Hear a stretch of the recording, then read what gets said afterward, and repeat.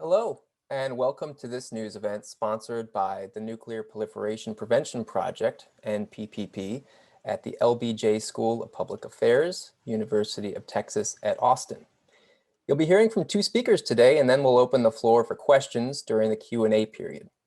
The Q&A period will be for reporters only, and if you wish to ask a question, you can use the raise your hand function, and your line will be unmuted when it's your turn to ask a question. For more info, go to www.nppp.org, where you can find the news release and report related to today's news event. And we'll go ahead and introduce our speakers. As I mentioned, you'll be hearing from two speakers. First is report author Dr. Alan J Cooperman, professor, LBJ School of Public Affairs, University of Texas at Austin, where he is the coordinator of the Nuclear Proliferation Prevention Project. And second, you'll hear from Dr. Edwin Lyman, Director, Nuclear Power Safety, the Union of Concerned Scientists. And Dr. Lyman is a member of the Institute of Nuclear Materials Management, and he's testified numerous times before Congress and the Nuclear Regulatory Commission. And he co-authored the critically acclaimed book, Fukushima, the Story of a Nuclear Disaster, that was published in 2014. So let's go ahead and begin with our first speaker, Dr. Alan J. Cooperman. Go ahead. Thank you very much. So first of all, I want to thank the MacArthur Foundation, which provided the funding for this research. And I want to thank the Hastings Group for organizing this press conference. This report that we've just released reflects over 1.5 years of research. I want to make clear that before I got into this project, I had no bias for or against it. The NPPP is not against nuclear reactors. It's not against nuclear power. We do have concerns about certain nuclear fuels that are nuclear weapons usable, but that is not the case here. I picked the research topic because not only was it important, but I felt I had a rare combination of expertise to address it. I teach graduate courses at the University of Texas on both nuclear reactors and US military intervention. And I don't know if anyone else in the country has that combo. The report is, I believe, the first comprehensive analysis of these Army reactors that could affect the well-being of many US troops. So what did I find? First of all, existing enemy missiles could successfully target Army reactors on war bases. And this is illustrated by Iran's 2020 attack on Iraq's al-Assad base that injured more than 100 US troops. Such a strike on a nuclear reactor could radioactively contaminate thousands of nearby US troops on a large forward operating base. Plans to protect the reactors, that is Army plans to protect the reactors, could actually backfire by blocking airflow and thus overheating the fuel and causing a radioactive release. If US troops were forced to abandon the reactor under attack, then the adversary would come into acquisition of hundreds of pounds of highly radioactive waste that it then could disperse in hundreds of dirty bombs against American civilians. Regarding cost, I calculate that the cost of nuclear electricity using these reactors could be 7 times the current cost of diesel electricity or more. The Army's cost estimates for nuclear are artificially low by an order of magnitude. I also found, this is really important, that there is no military need for nuclear reactors on war bases. The Army has claimed that reactors would reduce casualties from delivering diesel for electricity, but I found that such casualties have been near zero for over 7 years. The Defense Science Board speculated that perhaps reactors would be necessary for high energy weapons for air defense on bases. But respectfully, that makes no sense. Nuclear reactors produce large amounts of steady state, constant electricity. High energy weapons don't need and don't use that type of electricity. They use electricity very, very rarely in pulses, which can be provided much more cheaply by diesel generators combined with batteries. My report does the math. To justify the cost of a reactor, a high-energy weapon would have to be fired millions of times. In reality, such a weapon would be fired perhaps hundreds of times in its entire life. I also found that due to withdrawals from Afghanistan and Iraq, the US no longer has any war bases with over 5,000 troops. In fact, not even close to that. But you'd need 5,000 troops on a base to keep the economics of the reactor from being even worse than the estimates that I gave previously. I also found in the report that this would be a regulatory nightmare. The Army plans for these reactors to be shipped by air. But the Army doesn't want US troops to be guinea pigs on the initial deployment of a reactor. So instead, it's planning first to conduct a domestic demonstration of air deployment of a nuclear reactor before and after its operation, which raises a question. Which US states will volunteer for deadly plutonium and cesium-137 to be flown over their heads?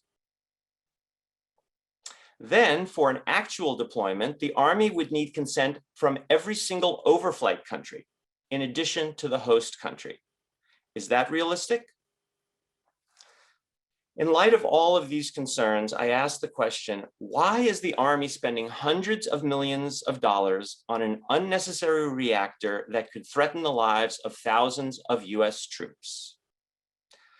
Turns out the Pentagon never requested the funding. It has also never made this a program of record. The real answer is that the funding was pushed by a few lawmakers to subsidize the nuclear industry. They were assisted by a few people in the Army Logistics Directorate, that is G4, which misrepresented three key facts. First of all, the Army Logistics Directorate misrepresented the cost of nuclear energy using these reactors. They underestimated the cost by at least 10 times. Second, they overestimated the benefit of casualty reduction by over 100 times. Third, they underestimated the accuracy of adversary missiles by at least 10 times. Okay, what to do? I'll close with two comments. First of all, we should stop wasting hundreds of millions of dollars on a reactor that could not be deployed safely, securely, and efficiently in the foreseeable future, if ever. The Biden administration and Congress should immediately suspend the development program until it becomes clearer in future years whether deployment of such a reactor is both feasible and desirable. Thank you. Thank you again. That was Dr. Alan Cooperman. And that takes us to our second speaker, Dr. Edwin Lyman. Good morning, thank you. And thanks to Professor Cooperman for his excellent report, which highlights a number of serious issues associated with the Army's microreactor program. What I would like to talk about is the fact that these types of reactors are not only being considered for military deployments overseas and domestic military bases, but also they may be coming to a neighborhood near you. The nuclear industry has seized on the notion that microreactors, that is nuclear reactors with a power generation of less than 20 megawatts, potentially down to 1 megawatt, are so safe that they could be deployed essentially anywhere. The industry is pushing changes to regulations at the Nuclear Regulatory Commission that could allow these reactors to be located in densely populated urban areas without any containment building that would prevent the release of radiation in the event of a severe accident or a terrorist attack, without an emergency planning zone so that the people in the vicinity of the reactor would be prepared to evacuate or take other protective actions, such as administering potassium iodide to block uptake of radioactive iodide by their thyroid. They would not have the opportunity to develop those plans, and therefore they would be at risk if there were an accident or a terrorist attack at one of these facilities. Even worse, there are proposals that would allow reactors like this to potentially not have any armed security at all, meaning there would be no trained security officers to prevent an attack on the reactor that could contaminate the local landscape. And even worse is there are proposals to reduce the number of operators at these reactors, or even to have none at all. Autonomous reactors operating in cities with no security, with no containment, and with no emergency planning. All of that is based on a lie. The lie is that these reactors are so safe that they're essentially indestructible.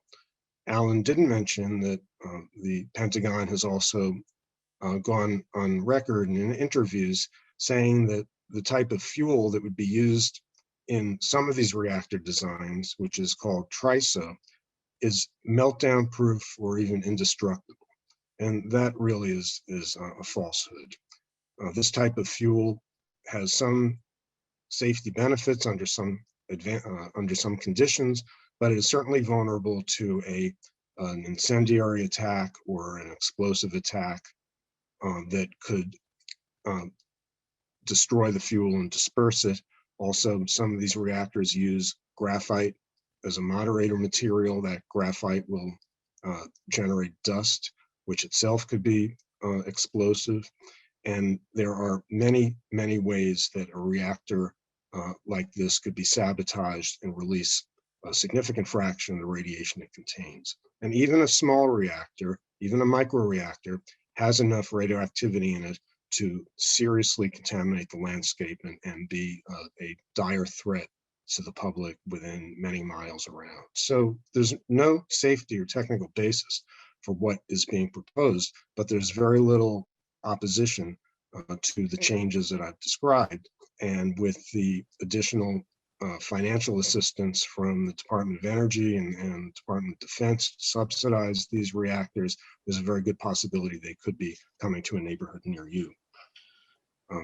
Another issue, Alan mentioned that the fuel these reactors use would not be directly nuclear weapons usable, but it is a more sensitive material than the low enriched uranium that current power reactors use, and therefore it really does require a greater level of security against theft, which would not be provided. In addition, that material could itself be used as a radiological weapon. So as we approach 20 years after 9/11, when in the aftermath of 9/11, there was great fear about the potential for terrorists like Al-Qaeda to use dirty bombs using radiological materials that are located at places like hospitals that are not well secured. And today we're talking about actually building additional facilities all around the country that would essentially be unprotected dirty bombs. And this is absolutely out of step with what the US needs, both with regard to climate mitigation and security and economic viability. So there's really no valid purpose for these microreactors, and they are all risk and no benefit. I'll stop there and I'd be happy to take your questions. Thank you. Thank you. Again, that was Dr. Edwin Lyman. And that takes us to the Q&A portion of the call. If you wish to ask a question, use the raise your hand function and your line will be unmuted when it's your turn to ask a question. And as a reminder, the Q&A period is only for reporters. If you're having any issues with your own audio or the raise your hand function, you can use the text-based Q&A box and we'll do our best to get to all the questions. And before we begin, reminder that there will be a video recording of this news event available online later today. It'll be at www.nppp.org, along with the report and related news release. So again, that's www.nppp.org, no spaces. Here we go. We've got a question coming in from Wayne Barber of the Exchange Monitor. How are these microreactors different from the reactors the Navy uses in nuclear submarines? So there's a number of differences. Naval propulsion reactors are higher power. Naval propulsion reactors are pressurized water reactors, which are similar to, although a little bit smaller than traditional ground-based nuclear power plants. But Wayne, the key difference is that we assume, and I think rightly so, and empirically so, that our adversaries cannot target our submarines, nuclear propelled submarines, whether they be SSN attack submarines or SSBN ballistic missile submarines. Those have not been targeted successfully by the adversary. Therefore, the reactor is not going to be targeted successfully by the reactor. So that's a major difference with what we're talking about in terms of putting Army reactors on forward bases. We know that these forward bases can be targeted by adversaries. In January 2020, Iran successfully landed 11 missiles on an Iraqi base with US troops. And if we hadn't gotten early warning, there would be a lot of dead Americans.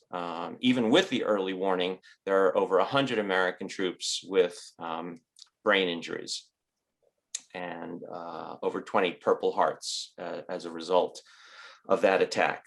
So that's a major difference. And then the second major difference is need. One can argue that there is a need for nuclear reactors for propelling naval vessels. With nuclear reactors, you can stay submerged and on station for a much longer period of time than you could with a diesel electric propelled submarine. So there is a need, at least arguably, for nuclear reactors for the Navy. There is no need for the Army to have nuclear reactors on forward bases. There is no need. They don't reduce casualties. They don't reduce costs. They increase costs. They increase threats to the lives of US servicemen and women. They are not needed for high energy weapons. They are not needed. There is no need. So what you have are all cost and risk and no benefit. Thanks. Ed, do you want to pipe in? No, I think you covered it well. Thank you. Okay, great. And our next question comes from Stephanie Cook at Nuclear Intelligence Weekly. Stephanie, you can unmute your line. Yep. Hi, Ed. Hi, Alan. I have a quick question. I recently interviewed the CEO of X Energy, and the way he explained the microreactor was that it would mainly be used as a source of power at the base, rather than, for transportation and other stuff. But I didn't get the impression he was talking about actually using it. I don't quite understand how it gets used for weapons. Maybe you could explain that a little bit more. Sure. I had the assumption that he's talking about, just powering, computers or whatever. And, but I may have been mistaken on that.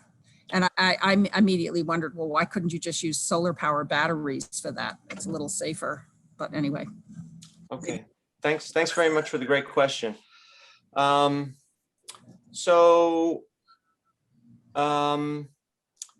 If you look at the 2016 Defense Science Board report, that was the result of a congressional mandate. This whole program is the result of a congressional mandate. As I mentioned, there's a couple people in the Army G4 that are pushing it, but the Pentagon has never embraced it.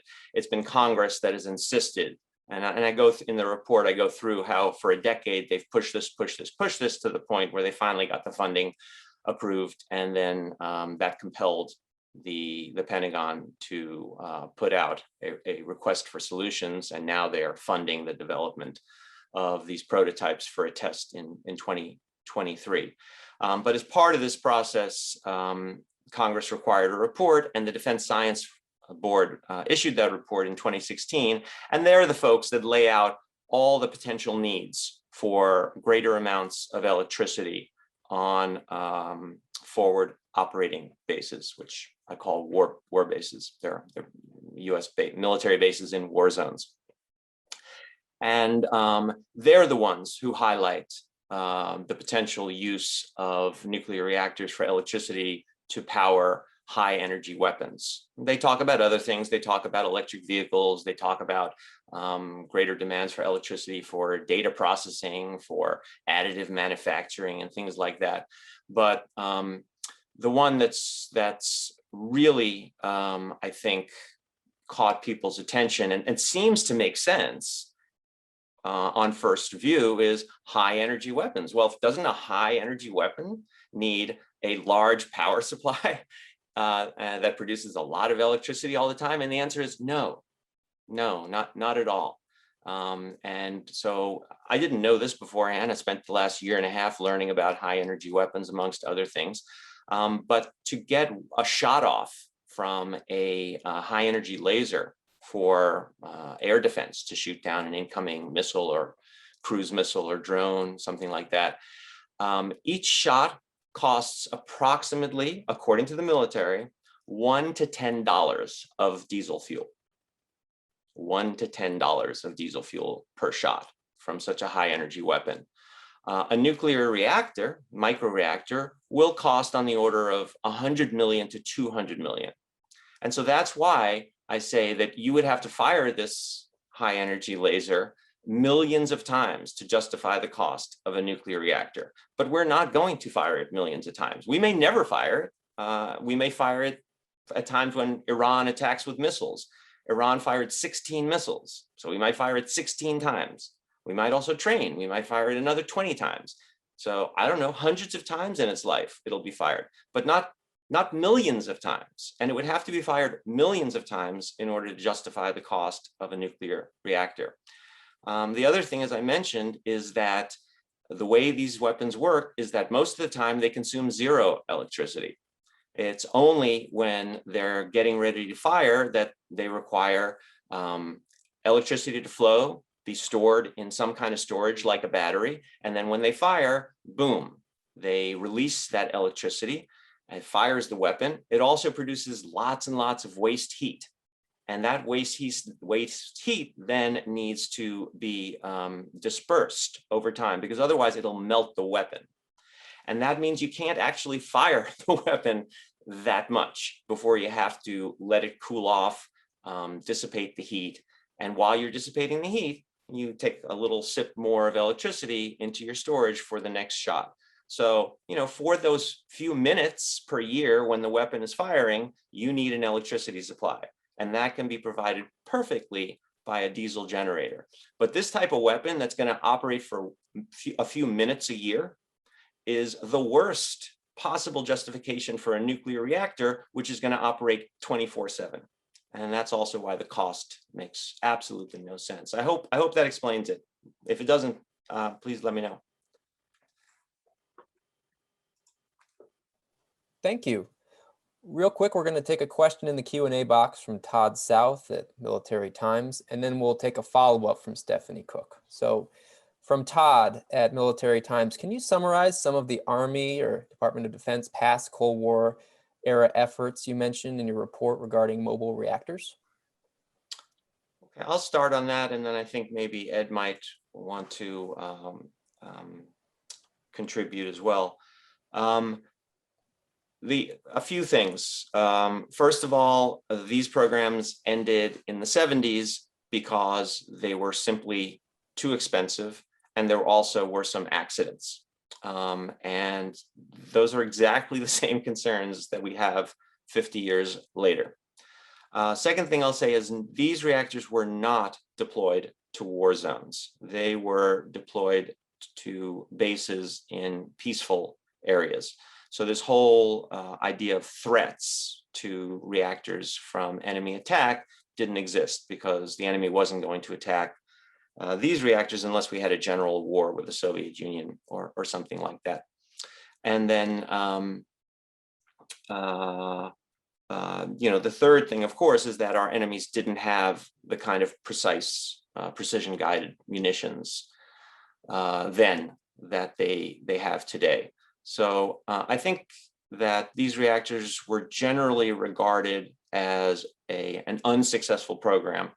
And there have been, since then, since the 70s, there have been a few looks back to say, well, maybe we should try this again. And every time it hasn't occurred because people realize what the downsides are in terms of risks to troops and exorbitant expense and lack of need. So I'll leave it there, but I'll turn to Ed because I know he knows the details of these reactors a lot better than I do. No, I think that's right. There were, about 10 small and mobile reactors that were built under the Army nuclear power program, and they were generally unreliable. And the Army terminated the program because, for the good reason that it was not successful. I think I would mention is that the legacy of that program is still something the Army has to deal with today. So I believe there's a small reactor at Fort Belvoir in Virginia near DC that is only now being decommissioned, many decades after it shut down. And that's been the case for other legacy sites like Fort Greely in Alaska as well. So these reactors actually turn into a long-term radioactive waste problem for the Army, which is the last thing that it really needs or wants. And I would agree with Alan about the lack of interest within the Pentagon itself. This program does seem to be generated by the suppliers and the vendors who are looking for a government handout. Essentially, the nuclear industry, I think, is jealous of defense contractors for the way they were able to secure long-term, bloated Pentagon contracts, and I think they were very happy to be able to plug into that model. And I did hear directly at nuclear industry conferences about their attempts to lobby the Pentagon for this program and how they were unsuccessful until recently. So it does not seem to be driven by actual military needs, but just a concerted industry lobbying effort, and that's very counterproductive in my view. Great. Well, thank you. And we're going to take a follow-up now from Stephanie Cook, Nuclear Intelligence Weekly. Hi. Yeah, I just, thanks for that explanation. The answer, let's say the picture that the CEO of X Energy paints is that the use of diesel is like 20th century dated technology. And, that he kind of draws this picture of lots of trucks shipping big gallons of fuel around and how awkward it is for the Army, and that these reactors you can kind of like pack in your suitcase practically and start up really easily, it's just more, kind of like efficient. But my question is, if diesel is uncomfortable for the Army to use, or it really does create logistical problems to ship it around, why can't they look at other solutions? What other solutions might there be? Let me put it that way, to supply this power. Sure. Okay. Well, thank you.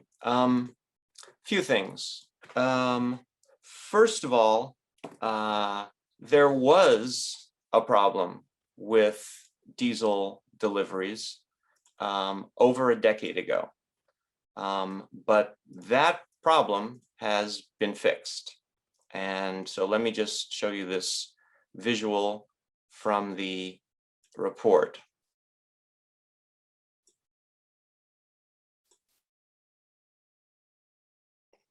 Alrighty, and then I'll enlarge it for you. Hopefully this will work.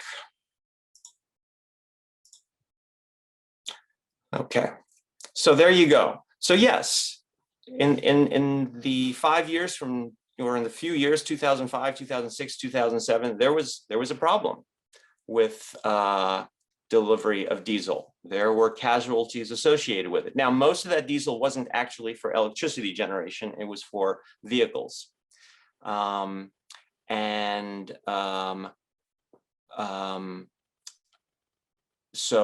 So most of these casualties weren't the result of delivering diesel for electricity generation. But in any case, there were substantial casualties. But if you notice, by around 2010, and then especially 2013-14, they went virtually to zero.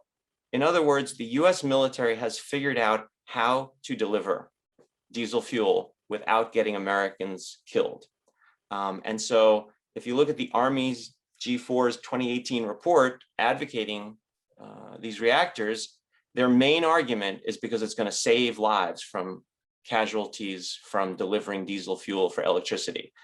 And that's just wrong. So I don't know if that was ignorance on the part of the Army or deliberate misrepresentation on the part of the Army. But you know what? I don't have access to classified info, and I figured it out. I and a master's student at the LBJ school, I figured it out. So how come the Army G4 couldn't figure it out? I find it extremely disturbing that we are funding a program that's going to cost hundreds of millions of dollars just for the first prototype, and it's based on a lie. I use that word deliberately. So that's first of all. Second of all, are there alternative energy sources? And we looked at that in my project over the last year and a half. And it turns out that certain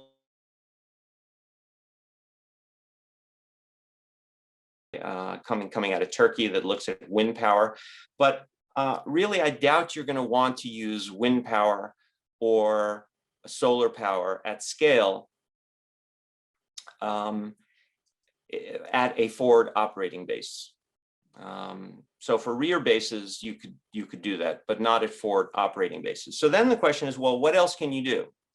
And as I say in the report, the existing diesel combined with batteries is a good thing. When you combine it with batteries, you need a lot less energy production capacity, because when you are producing at times of low demand, you store that up, and then you can use it at times of high demand. So your capacity requirements go down a lot. The other thing the military is doing is conservation. They are, for example, the greatest use of electricity on forward bases is for air conditioning in barracks. And so what they've done is a couple things. First of all, they've started to insulate barracks, and you get huge energy savings from that. The other thing is that they haven't had thermostats in these barracks. So instead, all they have is an on-off switch. So it's really hot when the troops go to sleep. So they turn on the air conditioning.